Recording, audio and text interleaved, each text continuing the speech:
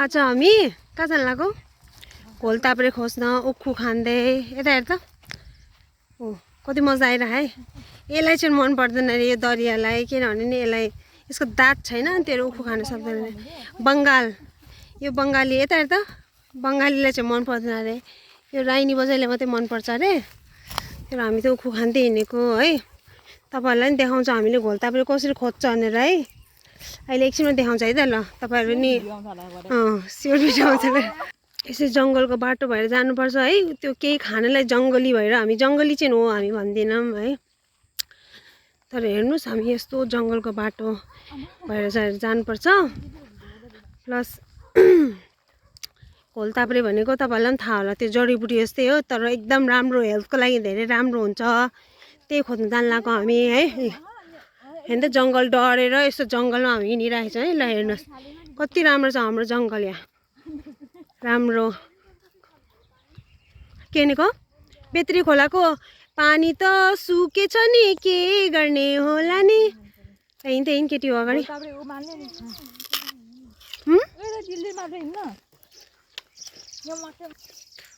हाम्रो बेत्री खोला त पुरै सुकेछ हेर्नुस् त तपाईहरुले यहाँ मरुभूमिमा हिँडेको जस्तै फेरि हिँडिरहेको छौँ है सबैजना यहाँ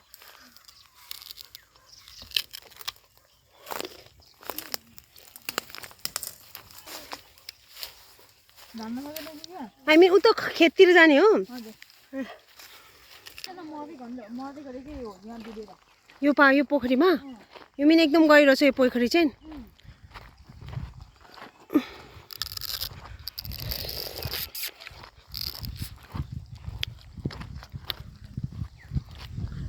हाम्रो पर्सढापको खोला है यो चाहिँ सानो सानो खोला अहिले पानी परेको छैन त्यो भएको कारणले एकदमै थोरै छ पानी हेर्नु त त्यो बकुला उडिरहेको छ कति मजाले लु अब घोल ताप्रे खोज्ने कार्यक्रम भइसक्यो यो देखा त सुबिना यस्तो हुन्छ है घोल ताप्रे चाहिँ ल हेर्नुहोस् तपाईहरुले नि मिठो हुन्छ यसलाई अचार बनाएर खाने अनि यता राइनी बजाइ स्टिल उखु खाइरह यो चाहिँ खेत हो है यो चाहिँ त्यो देखेको चाहिँ स्कुल हो पहिला पारामाउन्ट स्कुल हो अहिले चाहिँ के अरे नाम प्रज्ञा स्कुल है एकदम राम्रो बनाएको छ है हेर्नुहोस् तपाईहरुले यसरी खोज्नुपर्छ हेर्नु है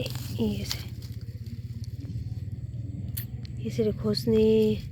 अनि यसमा यसको जरा निकालेर चाहिँ मजाले केलाउनुपर्छ यसलाई यता पनि छ हेर्नुहोस् त यहाँ पनि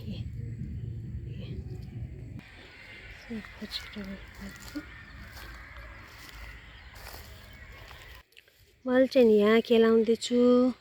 अनि एउटा चाहिँ त्यहाँ खोजिरहेछ है अनि अर्को चाहिँ फेरि त्यहाँ खोजिरहेछ ल हेर्नुहोस् त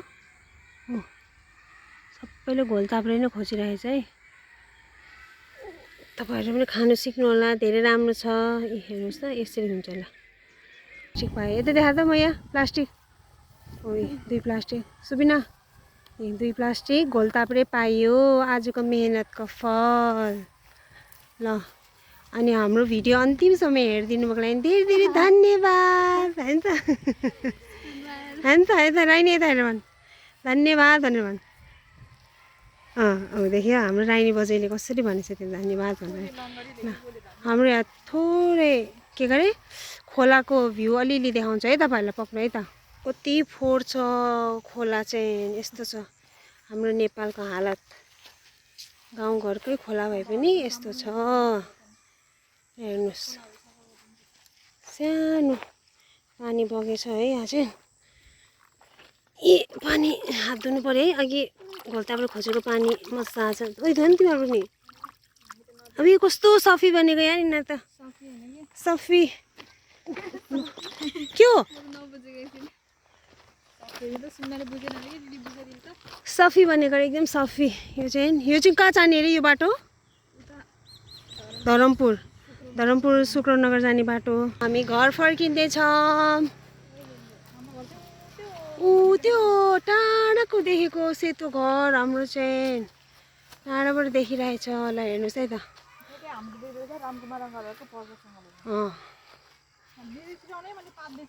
आइया पादेको अरे कस्तो रहेछ पादुई ल हिँड ल अब हामी गएको बाई